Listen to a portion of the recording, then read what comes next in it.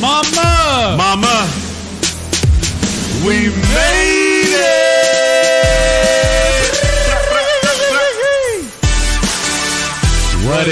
What it do though? We here. We're very here. This is one of the few times where I'm just like on energy 10 billion right before we start. Hey, that's lit. We set the tone. That's lit as fuck, man. I fuck with it. Ladies and gentlemen. I can cuss, correct? Absolutely. There you go. Natural being. You know what time it is. It's Mama, we made it time. We got your two favorite uncles in the building. Hey. Uncle Nushi. Uncle Roushi. What it do? What it really Got do. an extremely special guest with us tonight. My brother, the extremely talented, unbelievably humble, unbelievably creative in all endeavors, and one of the most kind and beautiful souls I've met in a long time. We go way back. Way back. Ladies and gentlemen, without further ado, let me introduce to you Willie B, the Ichiban Don. Where the horns, nigga? Where the horns? How are you, my brother? Man, blessed, man. Yeah.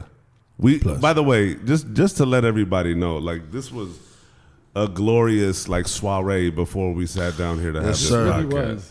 Willie came in hungry.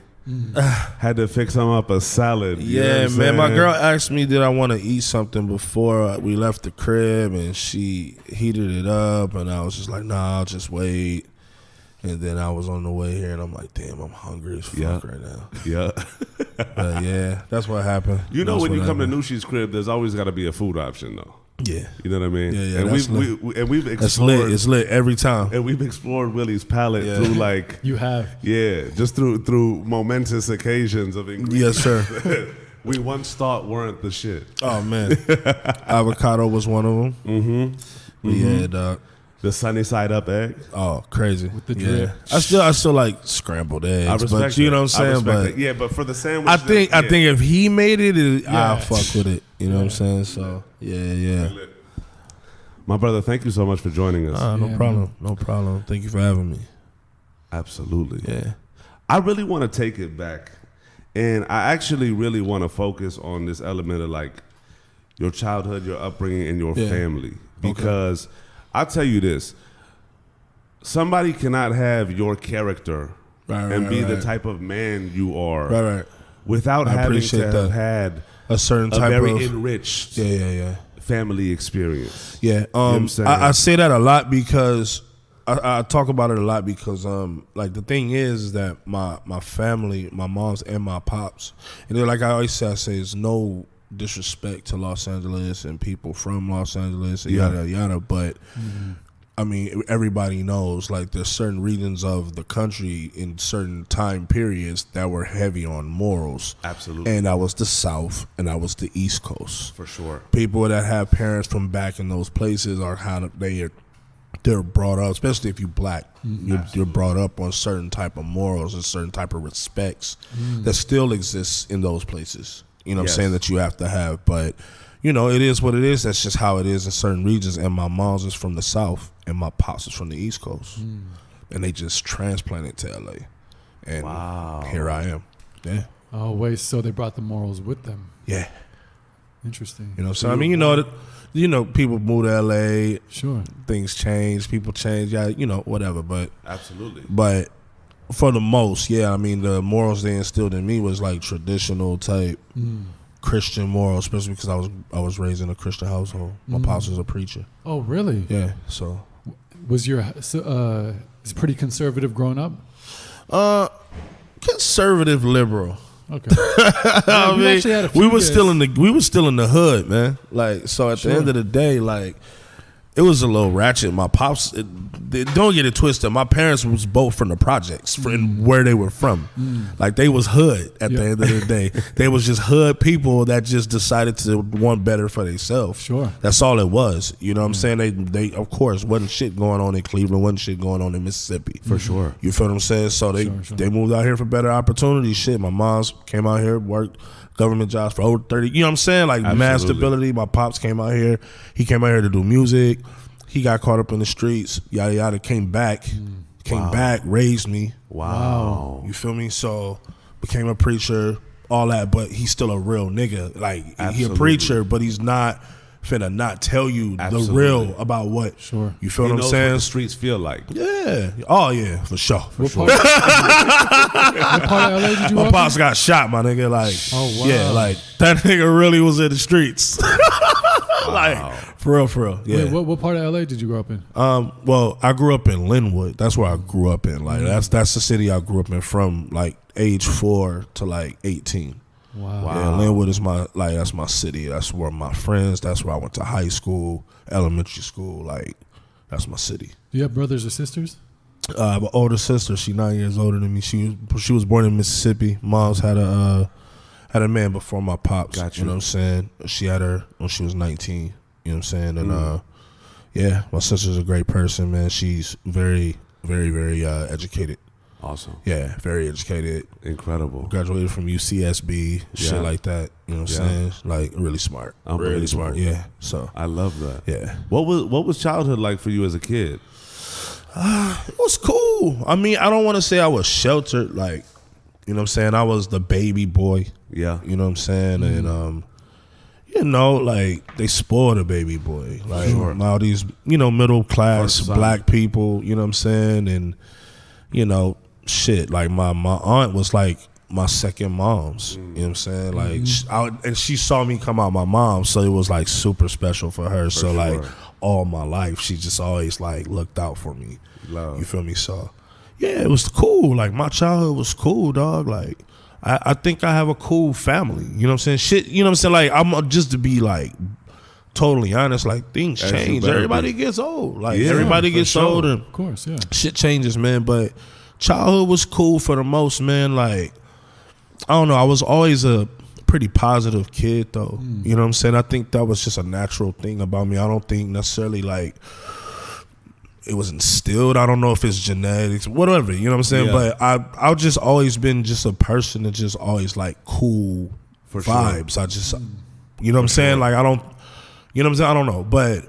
Yeah, dog. That's just who I've always been. Honestly, I mean, definitely the morals that you know, Absolutely. that you know that your parents and family instill in you become a part of that. But at the end of the day, like your soul is your soul. Absolutely. You know what I'm saying? So that's just what it is, man. Like, and yeah, man. I mean, I think for the most, my family life was cool. Awesome. Yeah, What kind of kid were you? Were you creative? Were you into I was sports? always creative. Always creative. Always. What was the beginning of that? It's weird because I want to say music. I want to say music because I used to I used to sit Indian style. I still sit Indian style to this day, chilling. I respect that. But I used to sit Indian style. I used to sit Indian style on the ground and like fucking just rock out like this, bro. And my parents, Who you? no real shit, like Just blasting music. bro, and- just like that, like no rhythm, just rocking out, nigga, rocking out, and you know, like that's why I said I want to say that because that started early, you know what I'm saying. But then you know, once I was able to have stability with my writing, I started drawing.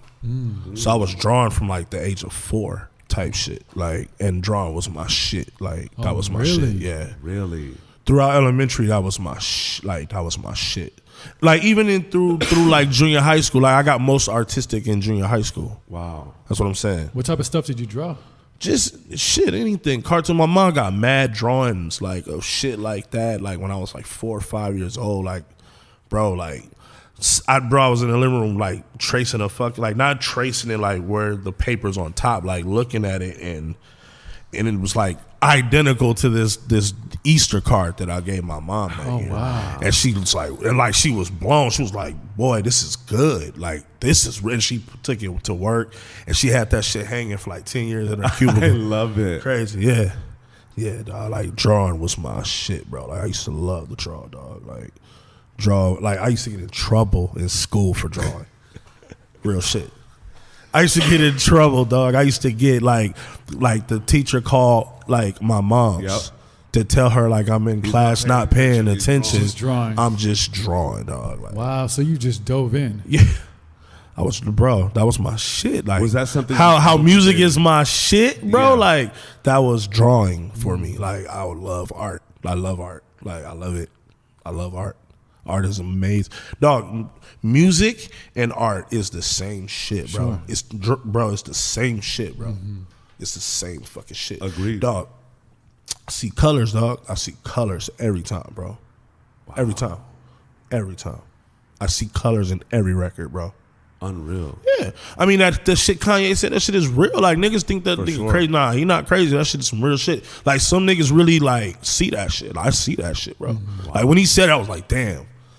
And then I know when he said, it gave me goosebumps. So I was like, okay, cool. I'm not tripping. Like, nothing wrong with me. Like, yeah, dog, real shit. Like, it was a real. I used to talk to my homies. They used to be like, real talk. You see shit? I'm like, bro, I see shit, bro. Wow. Yeah, dog. Yeah. Was your parents like set on like cultivating that artistic side of you? Like, were you focused? My pops was. He was pretty involved, and he was involved more so in the fact of like, okay, nigga, if you're gonna do this, prove it to me, because I came out here to fucking do. I left everything I knew to come do music in an age where there were no computers, no internet. Yeah. You feel what I'm saying? So he looking like, okay, nigga, you want to do it, dog? Prove it to me. Like, you say you want to rap. Like, this is the start of like high school type shit. For like, sure. Oh yeah, dad, I want to rap. Okay, for real, rap. Real shit. Nigga, you real shit. Nigga was like, rap. Bro, I freestyled and that shit was weak. Right? So then when like your a pops year, is the first one to roast you, bro. Oh my God. So listen, dog. So then like a year and a half later, me and the homie Sam that I used to rap with at school, he was at the crib, and my pops was. I used to tell my pop, like, yeah, dog, I be in the ciphers at school killing with the homie Sam. So when he met Sam, he was like, oh, so this the homie you be rapping with at school, right? And I'm like, yeah. And he was like, I want to hear so. And so Sam was rapping, and Sam just. Because he was in front of my pops, so he was like, oh, I don't want to cuss. And, sure. And my pops, because like I said, my pops, like, you're a street nigga. So he was like, no, I don't give a fuck, cuss, nigga. Like, do your thing. Like, you cuss in school. I want to hear how you rap at school. For sure. But Sam was just so uncomfortable. He was just like, nah, man. And I'm just like, he was like, you rap. And bro, I killed that shit. Oh, you did? Killed it. And my pops was like, damn. He like, nigga, bruh. He was like, damn, nigga. Like, that's incredible. Like, damn, nigga, you really good. That's a moment. Yeah. That's he always thought I was a good rapper. Ever since that day, he's always thought I was a good rapper. Always. I love that. That's an incredible thing though, as a parent, right? Yeah. To have to like not necessarily shoot a dream down or shoot, because as kids we all over the place. Right? Yeah. But my pops, my pops is different because he came out here to do music. Yeah. You get what I'm saying? So For sure. the love is attached because of that, and he know that he's the one who also introduced me to that world. Absolutely. You understand what I'm saying? Absolutely. So and it's a little different for him. What that journey looks like. Yeah. It's a little different for him. Like it's more of it's definitely a passion behind his. Like, you feel me? Like, but and he gets so passionate to the point where he be trying to tell me certain things about my career, and I'm just like, come on, man, let me. You know what I mean? But that's my nigga. I love him for sure. Yeah. What was growing up in LYNWOOD like? Like, what was the city like? LYNWOOD is an interesting ass city, man, and I'm gonna talk about my city right now, man, because I feel like my city is very credible in so many ways, dog. And it's a good city. It got good people. It got gangsta ass people. You feel what I'm saying? Mm-hmm. It's just to me, it's a well-rounded city. I feel like LYNWOOD is a city where, you could grow up there with morals and ethics and respect and yada, yada, yada, but still don't take no shit. And that's what LYNWOOD is, dog. Like, no, think about it. You ain't never heard about no Compton nigga, no Watts niggas coming to LYNWOOD fucking shit up. Nobody comes to LYNWOOD fucking shit up, bro. For sure. You feel what I'm saying? Why? Because them niggas don't play. You not finna come into LYNWOOD and do shit, nigga. Like, you feel me? But I don't know. Like I said, my thing is like, and this is my thing, dog. Like even with rap culture, like in even in entertainment culture, dog, where niggas that come from them type of areas and then claim other fucking cities, dog. Like, bro, just claim a city like that, bro. Like, why not put your city on, dog? Absolutely. Maybe your whole city will be behind you if you claim that shit, bro. For sure. You feel me? So that's where I stand up as far as Linwood, dog. Word. Obviously, you can see I'm repping that shit, bro. For sure. I mean, look, every city, especially cities in that in that regard, in like areas like Inglewood, Watts, Compton, Linwood, God knows what harbor. You know what I'm saying? But like, I feel like naturally the dichotomy of communities you have. And let me add, and not to mention, Linwood niggas are respectful of other niggas too. That's another thing. We don't disrespect other cities, for sure, other hoods from other cities. Like, you get what I'm saying? Absolutely. Like, and I think that's why nothing ever happens either. Because it's like, man, they cool and they some hood ass niggas. Like, for sure. Yeah, dog, like they're the Iran of the United Nations. You know what I'm saying? Yeah, dog. Linwood is gangster, dog, because it's essays and it's Crips, dog. It's mad Crips. That's what the city is, pretty much. Absolutely, it's mad Crips. Naturally, though, dog, it's like I agree with you completely. Yeah, and that's to me when I think about shit like that, bro. It's a wild city, dog. When I think about all of that, interesting dynamic, bro. Yeah, I respect that. And the thing is, because it's so small, yeah. Listen, dog, this is what I'm trying to say. Think about it like this, dog. You got like 9, 10 elementary schools, right? Yeah. All these this is the time when I was coming. All these elementary schools, when the kids graduate, they get hauled to one junior high school, bro. Oh wow, from the 9 elementaries. I feel you. They farming them. So literally everybody knows everybody, bro. Yeah. Bro, 3-4 years later, you get these kids who've known each other since junior high school. They get to high school, play sports together, shit like that. Yeah. Dog, they graduate. There's 2 Crip hoods that in Linwood. Well, one is criminals now, but there's 2 hoods that are like rival hoods. So from whatever side of the town you from, if you want to be a gangster, you're going to be from that hood. Or you're going to be from that hood. So then these niggas end up beefing and kill each other, bro. And you fucking grew up with these niggas, bro. It's insane. Crazy, bro. It's insane. Crazy dynamic. Let me ask you this. That is crazy. Yeah, bro. It's a crazy dynamic, dog. Before you like, just get to bro, I did a record, dog. Me and Daylight working on a project. We did a record where we like it's called Don Go and Da Vinci, and it's like the reason why it's called Don Go and Da Vinci is because like we paint a picture from where we from. Lit. You know what I'm saying? And it's just it's a cold record, like. It's harsh reality type record. Absolutely. Like real serious joint. You know what I mean? So, but like, I get into that whole dynamic, dog. I sent it to a couple people from Linwood, like that I know. Even niggas that was from one of the gangs. Nigga hit me back and said, dog, you did it perfectly. You said it perfectly. He said, dog, the city's gonna fuck with this shit, bro. I was like, word. Word. It must be crazy though, thinking because you grew up from 4 years old all the way up to 18. Yeah. So you're thinking and about. Then I moved to Compton. But think about that's crazy. Then I moved to Compton in the middle of another Crip hood. Bro, I was around Crips all my life, but I feel like you know what I'm saying. Like nobody ever really like I don't know, man. You know, everybody's so bent on every other city, and that's cool. Like I'm not tripping on that. It's not that. It's just that there are certain people that is from that area, like, and they don't say like that they're from that area. I feel you. And it's like, you know what? That's how you roll. Human condition, like, though, dog. That's some like fuck shit come on, bro. You know what I mean? That's bro. A character issue. You feel me? Bro. You feel me? Like, absolutely. How'd you fit in to that like dichotomy of there being these 2 sides and kids that you've known for so long? I was just always a neutral person. I was focused on different shit. I wasn't focused on being a gang member. I was focused on being cool with the nerds. I was focused on being cool with the gang members, the artsy niggas, the cholos, nigga, the tunes, like all them is my bro. I got so many. Was that bro? hard, I have a friend on Instagram right now that fucking sells and breeds roosters, bro, and that's my nigga. I feel you. Was that a challenge at all? You feel me? Like, nah. I mean, it was a challenge in the sense of like, damn, man, you seeing one of your homies get killed by another one of your homies. Yeah, it's a bugged out situation. Like, what the fuck, nigga? For like, sure. yeah, man, that's the thing. You feel me? Like, but I mean, that's it's not something difficult. lightly, It's not though. difficult. Crazy. It's not difficult to exist in it. You can exist in that, and not nothing really happen to you. Like, Yeah, do you think the family had an aspect to keep you out of that, or was it more like your extracurricular activities? I'm gonna tell you like this.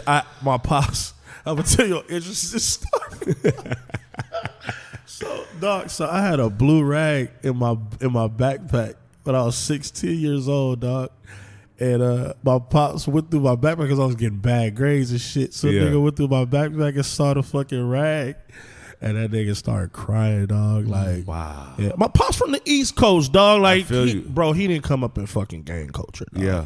You get what I'm saying? And I'm, you know, it's blue. And nigga, I'm in Linwood. Like, niggas I know. You get what I'm saying? Like, so if I'm gonna wear a rag, that's the rag that niggas ain't gonna trip on. You feel what I'm saying? So, yeah, dog. And yeah, man, that shit was just kind of fun. It was funny to me. I feel that. I just feel like I understand where he was coming from, but absolutely. it was just mad funny to me. Like, but in the essence of being, because I guess because I grew up in gang culture, and I just kind of feel like, man, sure. it's not that serious. Absolutely. But I'm numb to it. But for a parent and his kid, I understand, especially in an area like that. You know what I'm saying? I mean, and any area I'm not where finna there's cry gang though, culture, my nigga. I'm not finna cry for sure.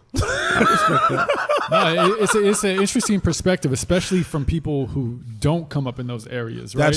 That's why he cried, because it's like, what the fuck? Like, and at the same time, he kind of don't understand it for sure to an extent. I think now he definitely understands it more, for sure. But like at that time, for sure, not like that. As you're telling it, I don't even really understand it.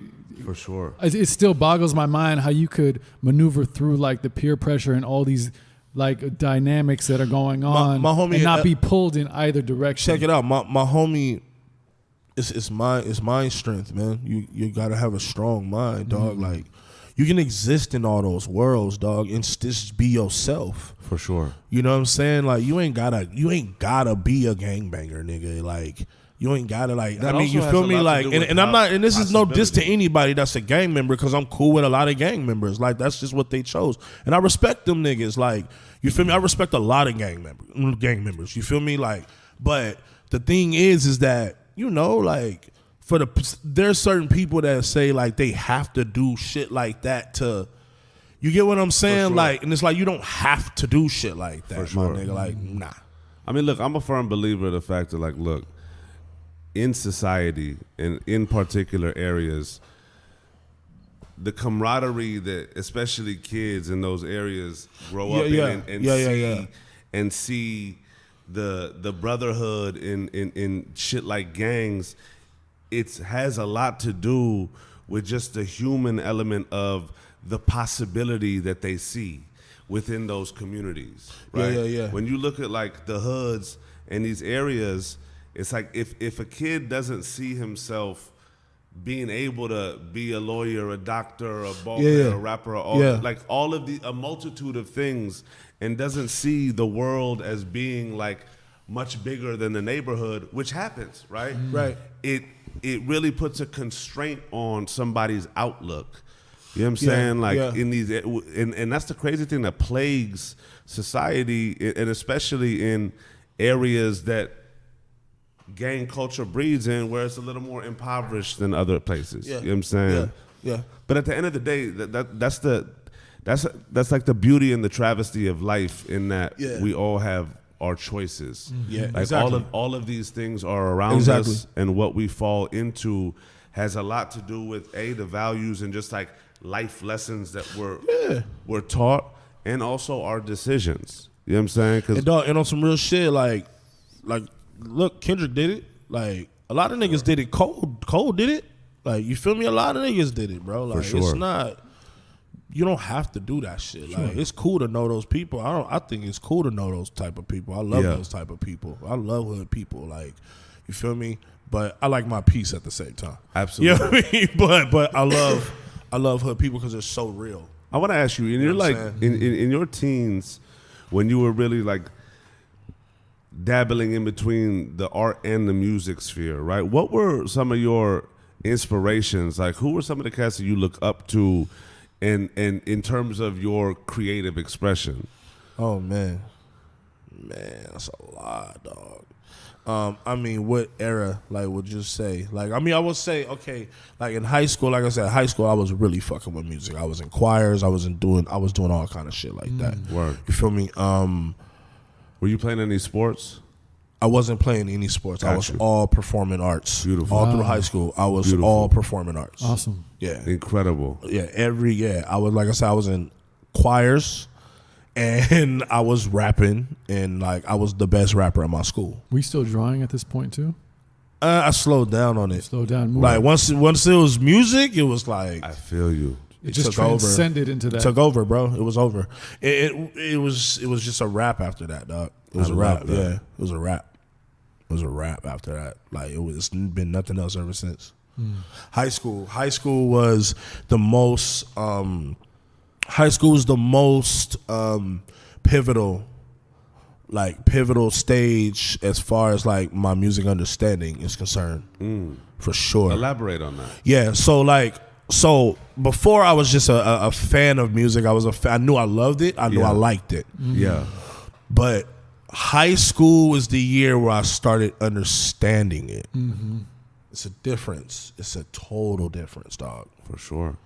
I started understanding it in high school, bro. Like, I understand the mechanics of it, like, all of that. So, that's when What brought switch. that to you? What made you see it differently? Honestly, it was the choir. Really? Choir, understanding, That's crazy. yeah, octaves, shit like that. Like, Yeah. understanding it from that standpoint, like the keys standpoint. And For sure. yeah.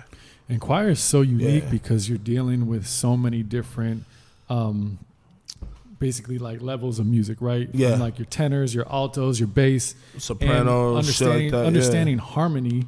Facts, exactly. Is insane. Exactly. Yeah, exactly. Like- That's a crazy, like, little science to understand. Like, it's bugged out. What singer were you?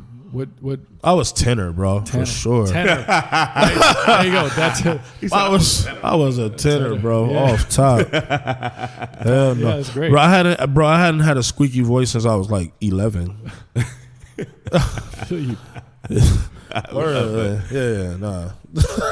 Tenor for sure. yeah. Yeah, No, tenor for sure. A lot of people say that though, like especially learning like from harmonies and just music theory. Yeah. But singing is like one of the most powerful things. It's almost very similar to like piano because you're dealing in a choir with so many different harmonies going around. And Yeah. were you a musician too? I wouldn't say musician because I look at people like Terrence Martin, like that's a musician, dog. Like, Sure. musician's musician. Yeah. You know, For like sure. nah, not like that. Like I can play piano a little bit. Okay.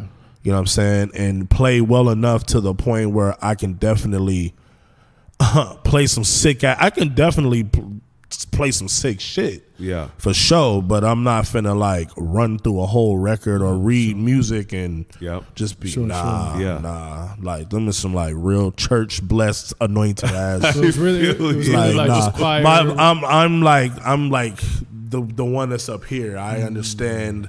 You do this. You do that. I want Got you to it. play. This is what I hear. I need you to play that. Got it. That's me. Interesting. Yeah. I see. Okay. That's incredible, though. Yeah. Yeah, because I mean, you do have a foundational understanding from being in choir. Yeah. And, Yeah. I mean, for sure. Yeah, You know, just with music, but I don't know if you found like a certain instrument, because many people that like obviously become Piano is producers- the main. Yeah. Yeah. Piano is my shit. Yeah. That's my main shit. Yeah. That's amazing. Yeah. As you were going through high school, were you dead set on being a rapper? Did that consume you? What was your I liked the attention. Yeah, I really liked the attention. It was cool. absolutely. Because I was popular for fucking killing niggas, bro. Like, that's what I was. feel that. Dog, niggas used to call me out. Like, I used to be eating lunch with my homies, dog, and niggas called me out, and I was like, all right, I get up. Nigga, the whole school will come. Like, this is not an exaggeration, bro. Whole school will come. Crazy. Kill these niggas, bro. Crazy. Body niggas, bro. Body them. Every time, dog. Every fucking time, bro. Nigga, like, bro, I graduated on top, bro. Like, nobody was seeing me, bro. That's facts. I love that. Yeah, facts, bro. I had like 3 homegirls that used to just, bro, my niggas to this day, Bliss, Tawana, Chevy, dog. Bro, every time I kill that nigga, kill that nigga, my nigga. Like, I was killing niggas, bro. It was nasty, bro. Were you writing a lot at this time? I was writing a lot, but I was more freestyling a lot. I was freestyling a lot, dog. A lot freestyling my ass off at that time. That's unique. I don't know, man. I just caught the bug. Like I at that time, boy, I was really into battling. I was really into that shit. Like I really loved that shit. Yeah. Who were some of the MCs you looked up to at that time? Cannabis. I feel you. Cannabis was my nigga. I used to love going. I don't know if you remember this site called Ola.com, dog. Official Hip Hop Lyrics Asylum.com, dog. I used to go to, me and my nigga Jarvis, Christian, Steve, dog. We used to go to Ola.com, nigga, and print out cannabis lyrics, nigga, and just be like, nigga, this nigga said, like, bro, trip it out, like, bro. I feel you. Because he used to say some crazy shit at that time. You know what I'm saying? So, cannabis, but I mean, man, there was a lot of MCs that really, first of all, the MC that really made me want to start rapping was Nas. Nas was my first wholehearted favorite rapper. Love. Yeah. Yeah. Like, I loved Snoop Dogg. I've always, like, that's the thing. Like, I loved Ice Cube growing up. I love Snoop. I love Black Sheep. Tribe. Oh my God. Tribe. Oh my God. Tribe, bro. I was crazy about Tribe. Tribe and Black Sheep is like the main two that's really started it. Like, for sure. Well, I was fucking with hip hop, like Tribe and Black Sheep. You could get with this, you could get flavor of the month. I heard you got the fever for the flip, bro. That shit, bro, changed my life. Changed my life about rap, bro, forever. Snoop and them niggas came out, bro. It was, bro. Snoop was killed, bro. Gin and juice, nigga. Unreal. Oh my fucking God, dog. I used to play that. Bro, my tape popped because I played it so much, bro. Gin and Juice is my favorite hip hop song. Gin and Juice is like straight up my dog. favorite hip hop song. Gin and Juice, bro. It ain't no fun, bro.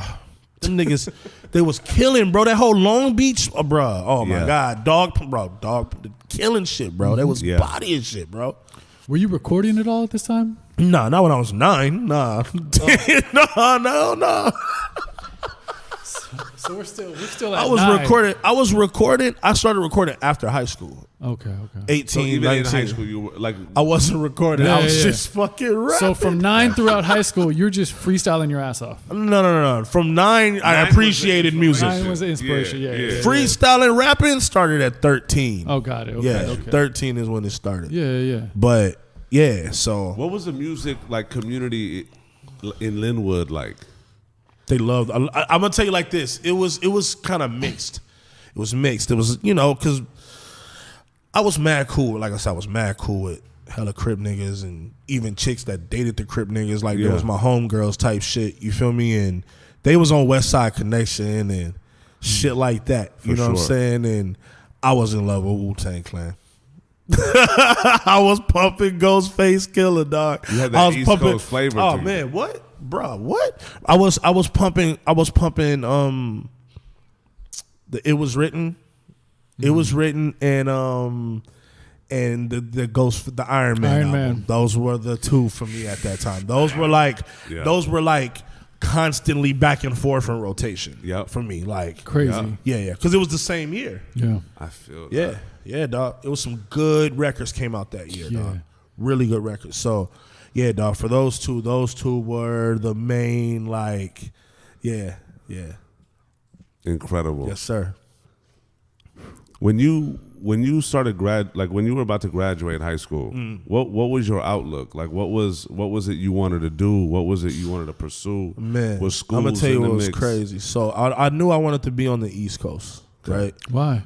I just love the East Coast. Was it just from the music? I just always felt like I should be there. Oh, that's interesting. Yeah, like I just like I get it. I understand it. I understand it. So when I started going a lot when I was in my 20s, it was like I was home. Like New York? Like New Yorkers don't think I'm from somewhere else, they think I'm from Brooklyn every time. Every time I go somewhere in New York, they think I'm from Brooklyn. I don't know why. But, I mean, it's just and like, I asked my homie out there from Queens. He was like, yeah, I can see that nigga. You like a Brooklyn nigga type nigga, you know what I mean? But yeah, I don't know. But New Yorkers don't think I'm from somewhere else. They always think I'm from New York. Yeah, facts, like real shit. Was it so? What was the jump for you? Like, what was you graduate? What'd you want to do? What was the? I wanted to go to college. I wanted to go to college, right? But I only wanted to go to college to go to the East Coast. I feel that. So I applied to Norfolk State University and got accepted. But Incredible. I didn't go. Oh, really? I stayed here. Why is that? Well, my parents wasn't ready to let me go. I couldn't do nothing about it. That's just what it was. I mean, what am I gonna do? Like they Absolutely. You feel me? So what was that? What was that conversation like? How'd that affect you? I was a little hot about it. I was. Yeah.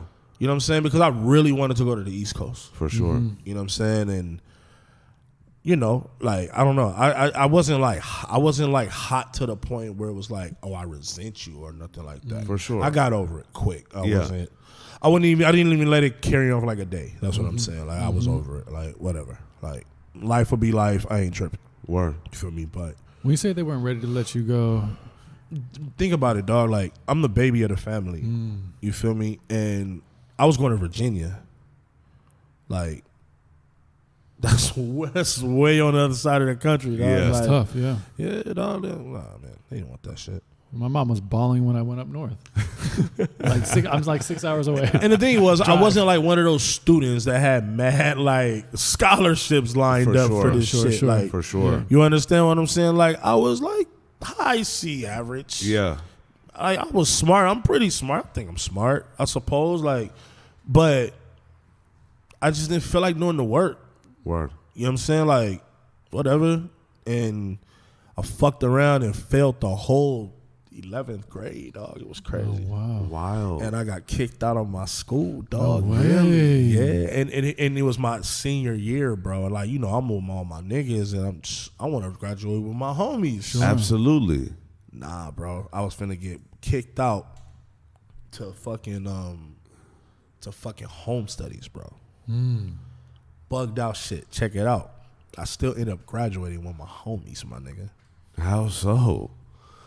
I feel And you. I still ended up going back to the high school from day one, my nigga. Stop. Facts. Bro, they tried to kick me out of the high school first semester like 4 times, bro. Because my credits, bro, because where my credits were, that's how bad I failed in 11th grade. I was not going to class. I was not fucking with niggas, bro. What were you doing? Going to meet chicks with the homies, all kind of shit. Like, Yeah. like the homie had a car. Yeah. We like, you know what I'm saying? Meet chicks off the party line, shit like that, whatever, right?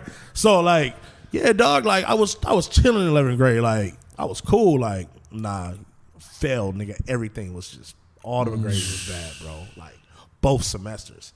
So basically what happened was I added up all my credits. I said, okay, I need this many credits to graduate, right? Yeah. So I said, okay, that's only 15 more credits. I'm deficit 15 credits, right? That's 3 classes, my nigga, right?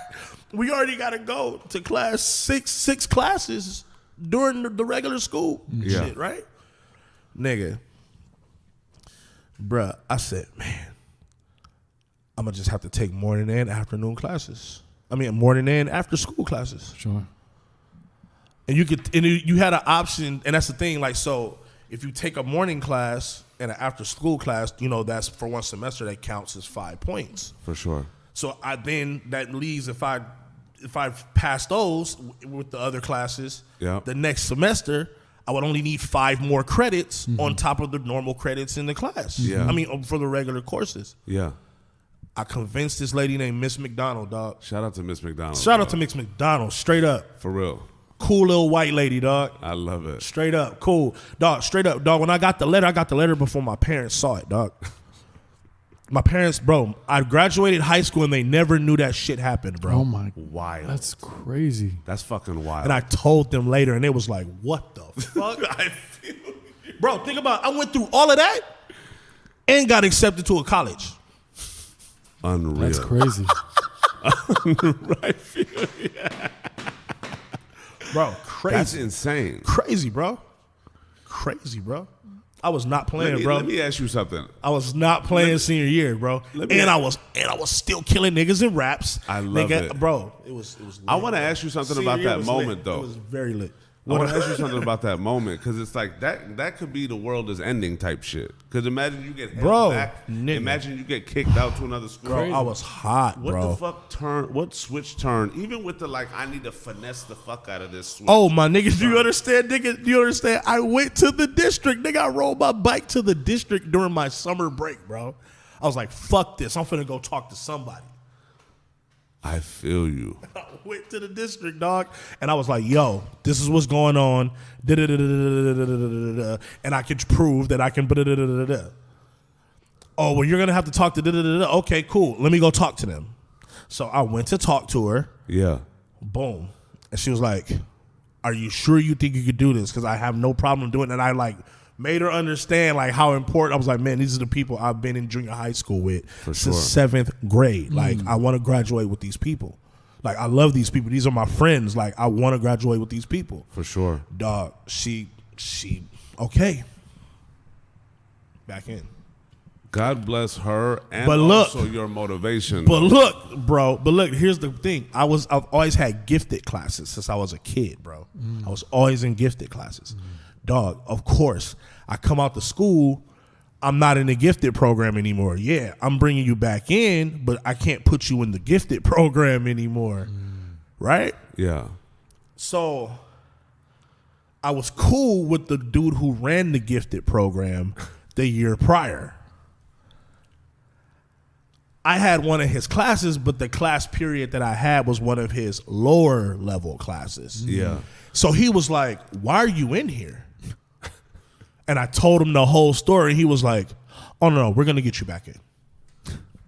Wow. Finesse Jones over here. For real. But, bro, but it wasn't a finesse because guess what? Bro, everybody that believed in me. That's what I was just going to say. It seemed like you had people that believed in you. Yeah. Absolutely. Absolutely. It took a year, but I came through. Absolutely. And that's all that matters. That's all that matters. I should say Initiative Jones. You know what I'm saying? Yeah. Because you could have easily been like, damn, all this shit's going on. Bro. But you my went drive after it. Bro. Was that a wake-up call for you?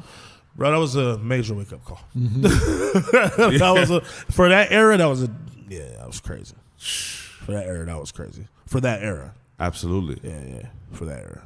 I just love that the motivation too was to graduate with your friends. Yeah. You know, yeah, like man. So there's so many people you would think like, you know, the pressures of college, the pressures of like this crazy academia that parents put on you, all this stuff. But when it goes back to things like, you know, these are the people that you've grown up with your whole life. Man, listen, man, a lot of my friends from high school support me, dog, like heavily on social media, bro. Like just because, like, damn, you from Linwood and you fucking doing it, dog. Like, yeah, man. Yeah, dog, they support me, dog. Like, I'm still cool with them. Like, they pictures, comment, everything. Like, they the homies. Like, but it just shows the power of those relationships. That was the catalyst to get you through that. We helped each other get through high school. These niggas didn't help cheated on papers and all that shit. For sure. Like, these are people that really help niggas get through high school, dog. They helped me. I helped them get through high school. Whatever. You feel me? Like, the homies. Cool people.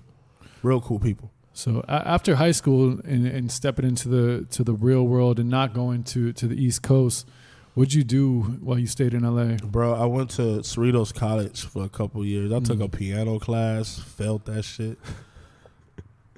What was like your direction at the time? What were your at path? That time I was just rapping. Now I started recording. Okay. I started recording at that time. Yeah. What was that like? It was cool. Honestly, the first song I've ever done, I mean, if you hear it now, of course, it's corny. But if you, like, really think about the time and when it was and, like, you think about how young I was, you'd be like, damn, still didn't... I knew how to rap on a beat. Like, I never not knew how to rap on a beat. I never sound off beat. It'll never happen. I don't understand how niggas sound off beat. Get in the pocket. Facts. Yeah. So anyway, at that time I was just rapping and I was just trying to figure it out. You feel what I'm saying? Like, just, man, let me just go do this rapping shit. My pops used to love them records, dog. Oh my fucking God, I hated those songs. Oh my God, he loved those fucking songs, dog. Oh my God, I hated them. I hate them so much now. I mean, because obviously it's the growth. It's For like, sure. Yeah, man. Motherfuckers have to start somewhere, right? Yeah. If you never start, you're never gonna go nowhere. I hate it though. I'm sure just hearing yourself recorded for the first time is always a little. Yeah. He said, yeah. Yeah, man. But and then I want to say like a year after that, I started making beats on Fruity Loops. Word. And that's where the beats started. What got you motivated to make the beats? I'm gonna tell you an interesting story. So, you know the producer Dem Joints? No. Wow, you don't know who Dem Joints is? That's crazy. He's crazy. Grammy winning ass nigga, crazy, just out of here, just successful, plaques everywhere type nigga. Okay. The homie, right? So me and that nigga go that far back, like that far back. And like to the point where like I was there like making a beat with him for me. I feel you. Yeah, you know what I'm saying? So he was making my beats at the time, but I just didn't think his production fit how I wanted to rap. Okay. You feel me? And I fucked with him because his beats were good. His beats were always good. I've never honestly, and this is, you can like quote me on this, I've never heard a bad Dem Joints beat ever. Ever. I've never heard a beat that he's made and nigga be like, oh, that's kind of nah. Ever. Ever. But yeah, dog, he was good. You know, it's just that, you know, that's when I started understanding sound too. Like, not necessarily, you feel me, that just because a beat is good don't necessarily mean that this person might sound good on this beat. For sure. You feel me? At Absolutely. that time, I wasn't that skilled of an MC to really know how to like finagle myself to be good on different type of records. For sure. You feel what I'm saying? So Absolutely. yeah, so that's just what it was. So I started making my own beats. Necessity. And, yeah. You feel me? And it was crazy because just me being honest, the beats at the time definitely was not as quality as his. But the crazy part about the records that I was making over them were fire. Yeah. That's the thing. So like even like so the thing was his cousin, the homie Janal. Shout out to the homie Janal because he was like my first ever manager ever. Like he's the nigga that put me in the studio. So I always got to shout that nigga out. You know what I'm saying? So, Dem Joints is his cousin. So that's how he was getting me the beats from Dem Joints. Gotcha. And yeah, so what happened was Janal, like, you know, he was a little skeptical about me doing that. You know what I'm saying? And I told him, I was like, yeah, I want to start making my own beats. And he knew I wasn't making beats. He knew I was musically inclined, but he had never heard a beat from me in his life, shit like that. You know what I'm saying? So, dog, I made these 2 records, dog. I made this record called Cars, bro. Oh, my God. So corny. I hate it so much. But at that time, dog, like, it sounded good. It sounded really good. For sure. And, like, I played it for him, and he was like, I can't even hate, dog. This shit sounds dope. Yep. And it was not as quality as that person's records at all. For sure. But he was just like, well, that's okay, where do your thing, bro. Like, you sound really good on this record. Yeah. that's where you cultivate your sound. Yeah. Yeah, that's what you're saying. I want to ask, was it a humbling experience at all going from like bodying people and freestyling to kind of step one of recording and being a rapper and an artist? Humbling in what sense? In terms of like just the confidence of you know, you excel so far in the lane of freestyling, but now you're kind of figuring out who you are as a rapper and an artist. It was humbling in the sense of understanding the artistry. Yes. Yeah. Yes. You know what I mean? But I definitely always had the confidence. Like, I knew that if I got on that booth, I was going to do my thing. Like, because I still understood I still understood song concept. Word. Yeah. So even though I was freestyling, that's just what I was doing in that moment. Sure. But like when it came to writing records, I knew how to write records. Yeah, I mean, because those are two You feel different me? things, Like granted, man. the records weren't as strong. Sure. But like I said, this is what I'm saying. Like the records that I was writing to his beats, it just didn't match. But once I did it to the beat that I wanted to do it to, Yeah. bruh, the song was fire. Sure. You just give me the right record and I could write a good song. For sure. And that's and you had to make your own right records. And that's what it was. Yeah, that process is That's all it was. Yeah. Yeah. And I'd be lucky to find somebody that make a beat that's in the same, and then I'd be like, oh, can I have that, please? Like, For oh sure. my God. Like, For sure. you know? Because it's also easy to like stay in a comfort zone, knowing like what you're doing works, makes you feel good, it makes you feel confident, and you're better than everybody. Right. And then taking the moment to kind of, develop something and scale back a little bit while you figure that out. Yeah. Could be a bit of a challenge. What was that process like going through that for you?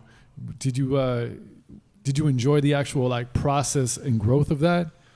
I mean, the process is still going on. Yeah. You know what I'm saying? Like right Facts. now, the process, I'm still growing. Like, For sure. yeah, man. Like, I'm not gonna lie. Like, I sent Nushi a couple records. You know what I'm saying? And I must say that where I am now as a rapper, man, I love it. I love it, dog. Like, if I wasn't myself, I would be a fan of myself. I love that. I love the music that I'm making right now. I love it so much. It's It's incredible. a beautiful place to be. Incredible, bro. Like, damn near, like, fucking gonna cry about that shit. I love it. Like, real shit. It's a really good place. I It's a love good that. place, yeah. So that's necessary. Yeah. But it takes time It's to get very, there. it's very imperative, bro. Absolutely. Yeah, like if you're as a creative, like you have to always be in a really, really good space. For sure. Yeah, But that good space comes through trial and tribulation. yeah, it's crazy. I want to talk about this, family. First of all, I want to know, naturally, we know that the pursuit of any creative Yeah. endeavor Yeah, is a pay your dues game, yeah. It This shit is, is- bro. This shit is crazy, bro. right? It's Shit is crazy, It's dog. you're not going to make Yeah. money until you can eat what you kill, Let me right? tell you something, dog. Like niggas, like, and it's funny because, like, you know, I've talked on mad panels, all that shit. You know what I'm saying? And kids always be like, "Oh, what advice?" Bro, I keep it simple, dog. Don't stop, bro. Absolutely. Don't fucking stop. Absolutely. Don't fucking stop. To that note, No matter what. I want to Don't take it off the fucking off the stop, panel bro. because that yes, that's a you Bruh. you cannot. At the end of the day, bro. Now, I am a realist to this extent. for sure, It has to be progression. naturally.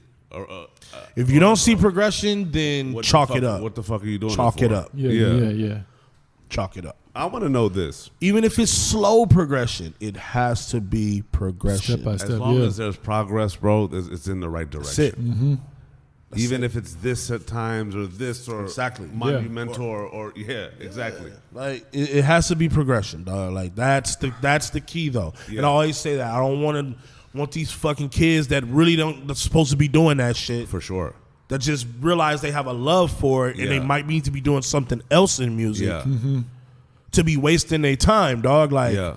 I mean, look. At you know what I'm saying? So Yep. When Go it's ahead, I'm all sorry. when it's all said and done in that sphere, it's literally like talent, work ethic, timing, opportunity, Yeah. opportunity cost, life, survive. All of these things come into play. In that young beginning journey Yeah. of you starting to create, and then also starting to find the different pockets and the different tools that you needed to continue growing and creating and Yeah. evolving, right? How were you surviving at the same time? man, at that time, bro, like I was in and out of jobs, like Walmart, shit like that. Walmart was one of my dopest jobs, though, for sure. I feel you. I had mad cool ass homies at Walmart. They was Yeah. cool as fuck. They super supported my music shit too. Yeah. Yeah, it was dope. Like, it was crazy, man. I just feel like a lot of the places that God put me in, I was supposed to be in those For places. sure. Especially like that place too. Like, because I worked selling the phones, but we worked in the electronics department. Yeah. Right by the big ass speakers. I feel you. So when I go home, I'll make a beat. I'll blast that shit. I nigga. feel that. And all the homies in other departments be like, yeah, shit was fire. Nigga, like, bro, this shit was dope, dog. Right? That's incredible. Yeah. How was that for you in your eyes of knowing that your talent is building, cultivating your creativity, and also having to work the 9 to 5 and different jobs to be able to even continue to not only create but live and function, right? What's that battle like? You feel what I'm saying? Dog. Yeah. Dog, that shit was wild, dog. But it was still fun. I feel you. Fun. It was so fun, though. I feel you. Good times, bro. Yeah. Great fucking times, dog. Absolutely. Real shit. Great fucking times, bro. As you were progressing in your craft, and especially back then in like 09, 2010, some of the best times of my life, dog. Yes. I will tell you around that time, before that though, way before that. And the interesting part is that around this time, this is when me and Daylight first met each other. Wow. That's the crazy shit. So this is 2000, like this is like 06 type shit. You know what I'm saying? And yeah, dog, that's when I first started doing beat battles. And ever since I did a beat battle, I was killing that shit. Yeah, you in this battle game. For real. What got you into that? Like what? Sticks, the homie Sticks. Word. He had the pit. He had the pit at the time. And he was doing battle raps and beat battles. And Sticks used to say, bruh, come up here and do a beat battle. You'll kill this shit, nigga. I was going up there and I was killing that shit, bro. And from there, this is how the music industry part happens. I did 3 beat battles and killed all 3, right? The second one, I met Chords. Yeah. And from then, and I was already kind of like a Chords fan because at the time, bro, I'm finna take you back. Because at the time, the homie, my nigga, he was going by Bino, but I don't know what I think he's going by A Bells now. But Bella Rose, dog, I don't know if you remember Bella Rose. No. It was a group from Pasadena, dog. And they had some cool ass music circulating in the street at the time. Okay. And Chorus had a record on there that was probably the hardest record on there, dog. And it was my favorite record. And I was like, who the fuck is Chorus? God, this nigga is lame. Right? So he came to one of the beat battles. And I was on stage and he was like, you're dope. And I didn't know who the fuck it was. I didn't know what he looked like. You know what I'm saying? For sure. So I got off stage and he was like, bro, it's so good to meet you, dog. Like, been hearing a lot of dope shit about you, bro. And I was like, what's up? What's your name? He was like, Chords. I was like, oh, shit. I was tripping out, right? I was like, oh, shit, you're Chords, bro. That's dope. Nice to meet you. And he was like, you heard of me? And I'm like, yeah, dog, you did the fucking shit on Bella Rosa. He was like, yeah, dog, thank you, bro. I appreciate it. Wow. So ever since then, he was like, yeah, dog, let's exchange math. And we, you know what I'm saying, I come to my crib, So I want to say like a week later, I ended up going to this nigga crib, and that's where I met Lawrence and Lamar from 1500. Yeah. And ever since then, that's when it started. That's when the whole industry shit was like, ever since those moments. Those were the moments where I started sprouting in the industry. Because shout out to Lawrence, shout out to Chords. Yeah. They was going around telling people about me. Awesome. Wow. Straight up. Incredible. Yeah, shout out to 1500, 100%. For real. Show, yeah. And where was They're incredible, Yeah, bro. of course, they're great people too, though. They're Absolutely. good people, dog. Real shit. Great musicians and great people. That's incredible. Facts. Solid niggas. saying where was rapping for you at this time? I was still rapping. I was still making records for sure. Did you feel like you were? And I was making some pretty good records at these times. When I rapped for Chords was like, dog, White, you should be rapping more. Dope. Yeah. He was like, dog, I think your beats are dope. Don't get it twisted. He was like, but that's what makes you so dope. Like, you make dope beats and you fucking rap so good, bro. Like, you should rap more. And I was still, like I said, I was rapping and I was making songs, but it would be like, oh, I'll write a song, record a song, and then a month later I'll do the same thing, and then you get what I'm saying? Like, sure. It got like that at that point. Absolutely. You feel me? But I was making more beats. Though. Would you say at that time it was also just trying to figure out what the fuck worked and what stuck? Sure. Well, I'll tell you this. This is what happened. So, being around Chords and Lawrence, obviously, as good as they are, Yeah. like, it didn't. When I started hearing the shit that they make, so the only beat I heard from Chords was that one song. Yeah. When that nigga invited me to his crib and he just pressed play.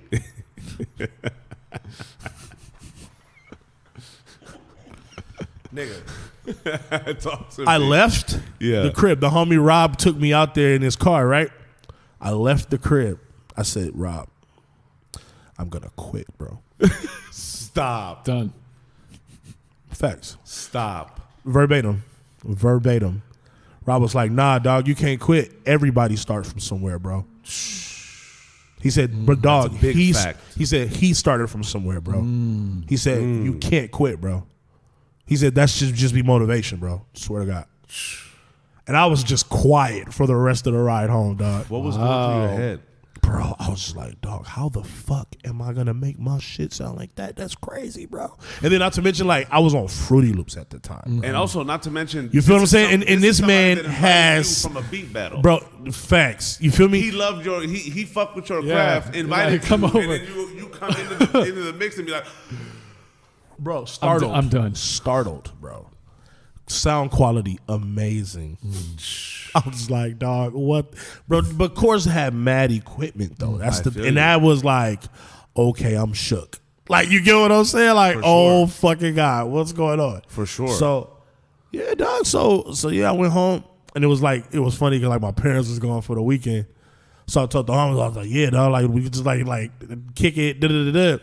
And so we would have like a few of the homies over, shit like that, homegirls or whatever. We was chilling, and Rob like spent the night. Like, we went to Chords' crib and he came to my crib and like he crashed, nigga. And the next morning I woke up, dog. I made Ignorance is Bliss. Wow. The beat. I made the beat for Ignorance is Bliss, but it wasn't for Dot at the time. It was just a beat. Yeah. That was the first beat I made after experiencing that shit, bro. Wild. Yeah. Wild. Yeah, dog. Yeah, that shit is crazy. That to me though is a blessing, dog. Yeah. It's like when you're creative and you go into another element and you understand the landscape. Yeah. It could be a time where a motherfucker wants to give up. I'm gonna tell you like this. It's show up or show out. I'm gonna tell you like this. It was dope because when I woke up and I made it, that nigga Rob like woke up and he came in my room and he was like, dog, that shit's incredible, dog. He was like, wow, dog. He said, I told you, bro. I told you, dog. I told you, bro. And I was like, dog, this is the first beat I made. He was like, that's crazy, dog. Yeah.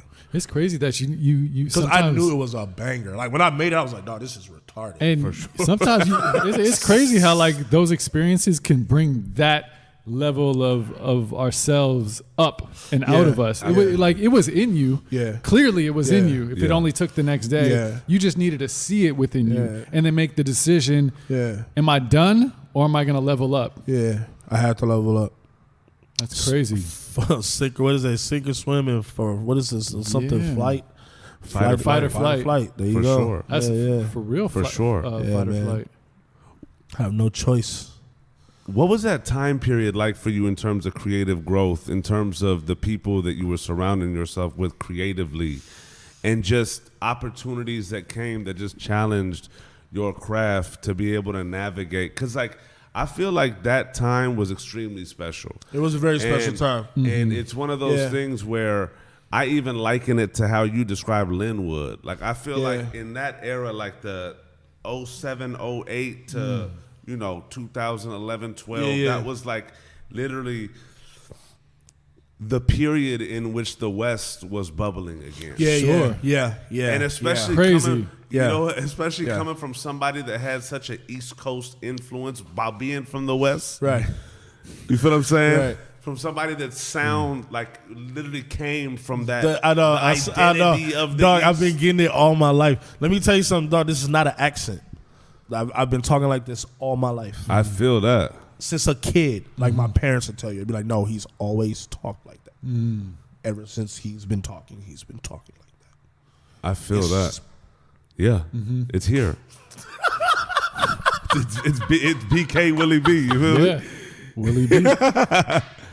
No, but I want you to like describe what was that time like for you? Because even though that time, I feel like, you know, in your youth of creativity and just like your journey, that was one of those just points where it was like everybody's craft. I feel like at that time was on the same just yeah. It was dope to see everybody like. Yes, it was dope. Yeah, it was dope. To me, I like it like an airplane lifting off. Yeah, that was dope. What was that environment like, and how did that like really affect your creativity? And also, man, I want to start. It affected my creativity in a lot of positive ways, dog. Because I feel like, at that time everybody was definitely like happy to see everybody get it. For sure. You feel me? Like that's what the energy was at that time. For everybody was happy, and I feel like now most of these people are on now. So the energy's a little different. It's not necessarily, I don't think it's not love. Yeah. I just think everybody's just doing their own thing. For sure. You know the timing's different. Yeah, that's all it is. Yeah. That's all it is, yeah.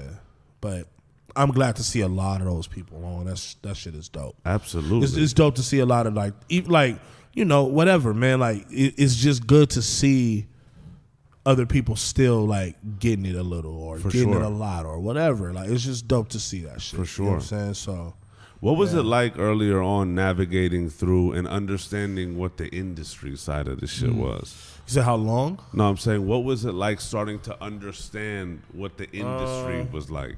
Because at the end of the day, there's one thing of camaraderie in the homies, right? Yeah, big time. Then you start to understand even the creative process. Yeah. There's a business element to it. Absolutely. Yeah. Just being 100% honest, dog.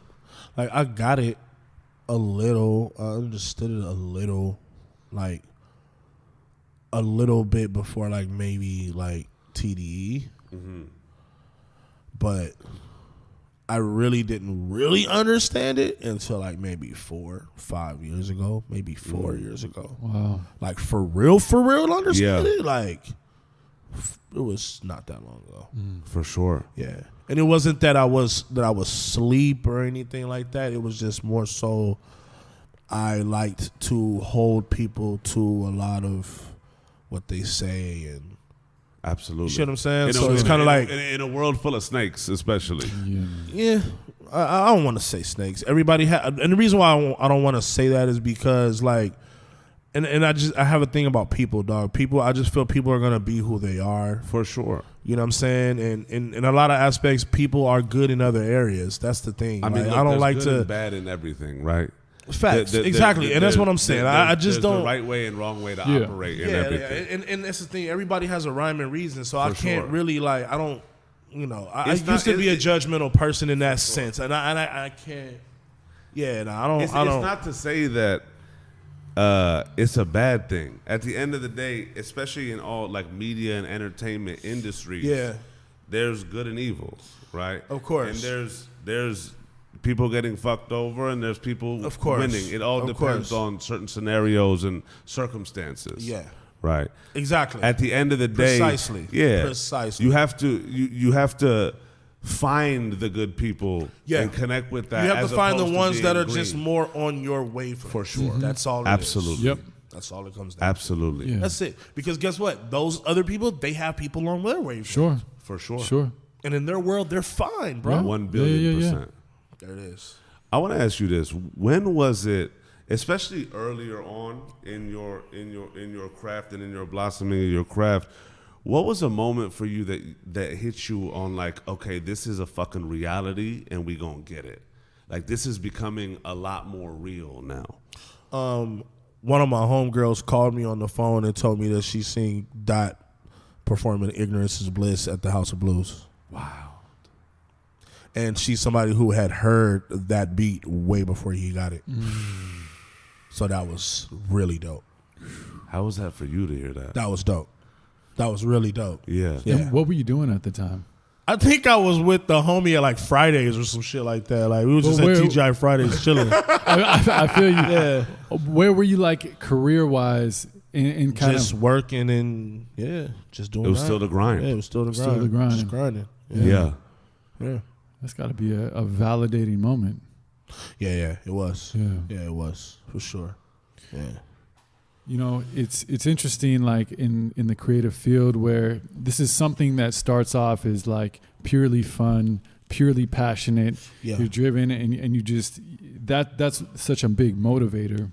Yeah. For you, and coming to that moment, was there a shift? I don't know if it was that moment or later, but was there a shift where it's like, all right, I need to take this not necessarily more seriously, but I have to look at this differently if I'm going to actually have a career doing this? Or was it really organic? Because I've experienced both. Some people are like, yo, this is fun, but like I also need to make money, and I need to make money and get down. It's because I can't afford to just have fun anymore and create beats. Yeah. Was there like a crossroads moment for you? When I started traveling, that's what it was. Like, Talk about that. well, it's just simply like you need money to travel. And that was that. That's really what it was. And traveling is something that I really like. For sure. So that's what it was. And I was, especially around the time like rigor mortis popped. Oh my God, everybody was trying to fly me out somewhere. Just because. For sure. What was that experience like for you? Amazing, especially going to New York. Incredible. New York loved that song. Yeah.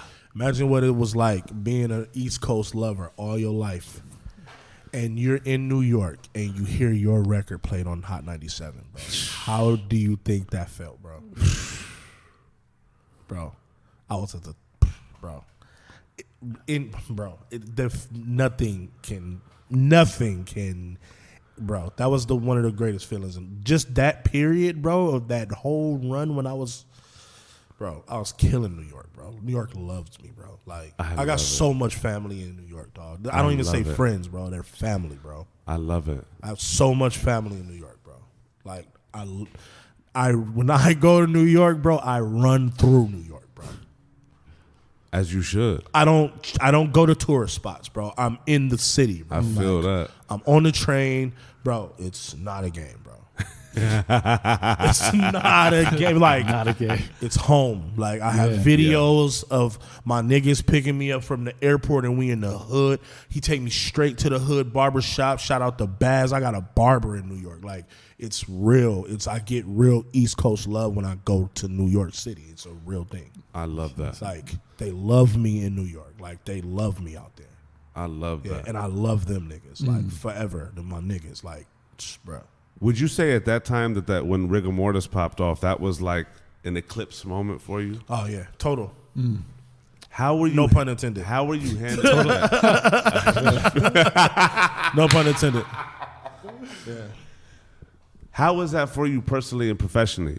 And what was the outlook like? Because we're in a game where a record comes out, there's the heat of the moment, and then it's gone.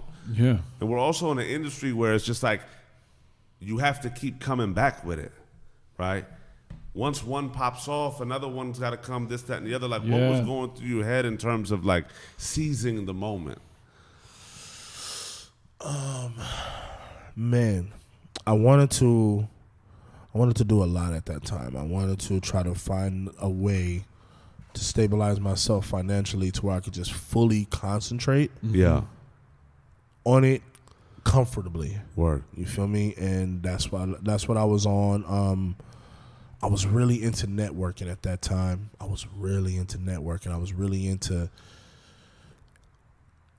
bro, I just spent a lot of time in New York, and that's what I spent a lot of time out there doing. I spent a lot of time out there networking. I spent a lot of time out there really getting to know different people in the game, like that, taking meetings, all that shit. And that time was a time where, you know, I was even going to shows out there. Like, I was making sure I was on the scene and people got to know me. Like, I wanted to put my energy into into the scene of New York. I wanted to inject my energy. You feel me? And yeah, that's what I was on at that time. That's what it was about at that time. For sure. Yeah. Was that tough for you at all? No, just fuck no. Man, what? Bro, those were some of the best times of my life, dog. Man. Bro, I made a beat tape called Ichiban Live in Manhattan, bro. Like, that shit was incredible. Thank you. See? Yeah. Like, and it sounds like New York, bro. New Yorkers. Bro, Flex put that shit up. Awesome. The artwork was crazy, too. Exactly. I took that picture right in front of Radio City, dog. Like, that's what I wanted that. I wanted that shit, bro. Like, I gave you the experience, and I'm a California nigga. For sure. That's the crazy part. You had the East Coast in your heart the whole time. Bro, it's shout out to Dave, New York. Shout out to Dave fucking New fucking York, dog. Bang, bang. Dave New York has to be one of the most hip-hop historian-ass motherfuckers I ever met in my life. Really? If you don't know who Dave New York is, you should look up who Dave New York is. Dave New York was a really good friend of Jay Dilla's. And he has so much history, dog. You know, and he's just a normal guy, bro. He's not even like an industry buff. He's just a regular good fucking dude. That loves music. Just that loves music, dog, and loved the people that he was blessed to meet. He's so thankful of the friendship he had with Dilla. It's so, like, when I see that, whenever I see him express his love for Dilla, dog, like, sure. Especially Dilla being somebody that I grew up, like, practically emulating, like, as a beat maker on some real shit. Like, Dilla fucking made records that changed my life forever. Real. You feel me? And seeing him talk about Dilla in that sense, it just be like, fuck, man, I wish I knew him, dog. Like, because he was so great at what he did, and he just seemed like he was just a great ass person. Like, people fucked with him, dog. Like he seemed like he was a real nigga. For sure. You know what I'm saying? So, yeah, Dave New York, man, he's an awesome person, man. Dave New York, man, awesome person, dog. Like, I don't even know what else to say. I will hate to hear anybody say anything bad about Dave New York. I know people have, their choices of who they like to be around, things like that, man. I think the people that I know are pretty cool people. Like, you know what I'm saying? Sure. I'm pretty sure somebody don't like somebody that I know, and that's fine. But great people, dog. I love everybody that I know, honestly. Love. You feel me? When you came back from the New York hype and just the overall hype of that record, when everything settled down, right? Well, it kind of wasn't a settle down. Talk to me. It was like rigor mortis, black lip bastard, bro. Facts. Like, come on, dog. Like, and then they shot the video in Queensbridge, and that's when TDE was killing New York. Yes. Nigga, like, it was a point, you remember, it was a point in time where if you even said anything about TDE in New York, you got the royal flush treatment, bro. Like not royal flush in a bad way, but just like factual. Factual. Like just factual. Just oh my god. Yeah. It was pretty good. What was pretty good? What was it like? Pretty good. What was it like even just like good. Within that system? Huh? What was it like even within the system and the unit of TD in that time? Man, it was great. It was a great time.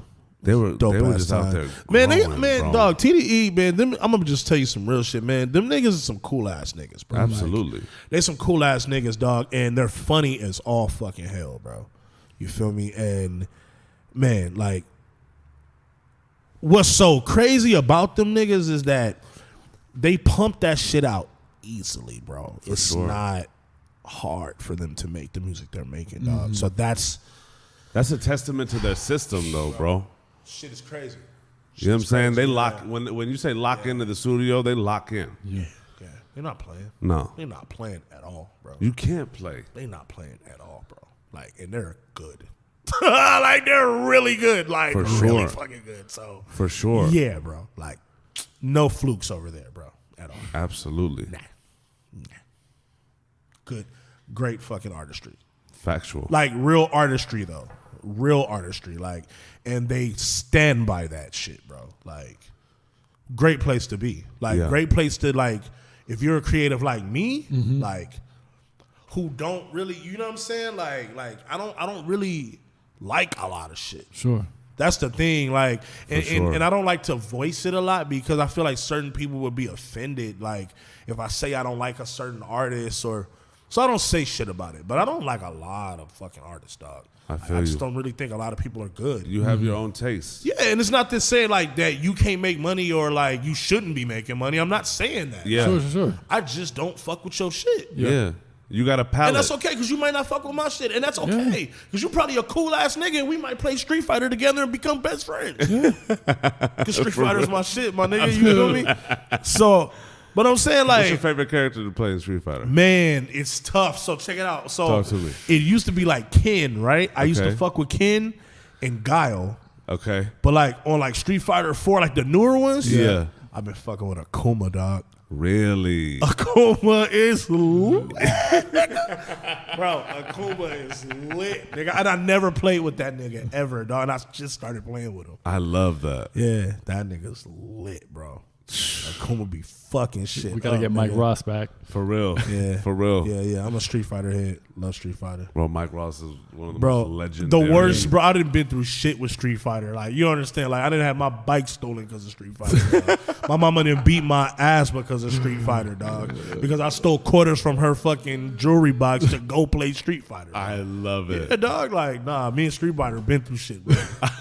Yeah, that's my shit. Street Fighter, nigga, Street Fighter, the whole shit. I love it. That's incredible. Yeah.